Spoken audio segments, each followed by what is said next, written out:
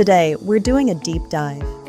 We've heard from many of you that the unscripted questions are the most stressful part of the citizenship interview. Today, we're spending 6 minutes exposing exactly how officers use these to test your credibility. Officers aren't just reading the form, they're looking for moral character. These wildcards are designed to see if your life matches your paperwork. Understanding the logic behind the questions is your best defense against an R fee or a delay. Wildcard number 1, the tax deep dive. One of the biggest red flags is the head of household trap. If you are married and living with your spouse, but filed as head of household to get a bigger refund, USCIS sees this as a major inconsistency. The officer might ask, explain why your tax status says you're the head of house when you live with your spouse? This isn't just a tax mistake. It's a moral character issue that can lead to an immediate denial of your N-400. Always bring certified IRS tax transcripts, not just your self-filed returns.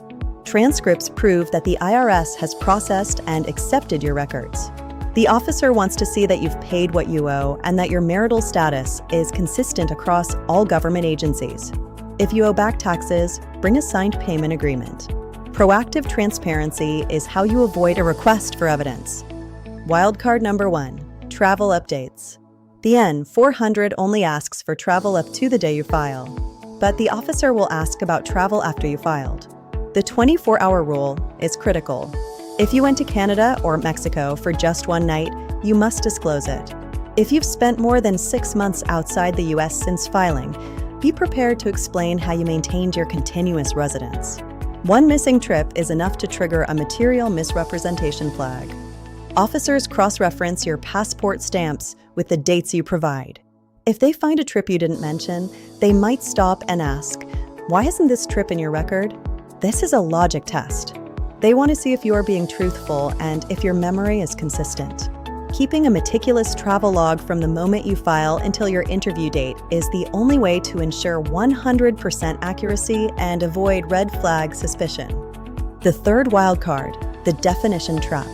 Many applicants memorize no for the moral character questions.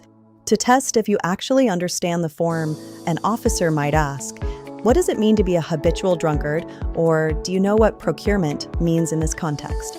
If you can't define these terms, the officer may conclude that you didn't understand the form you signed under penalty of perjury.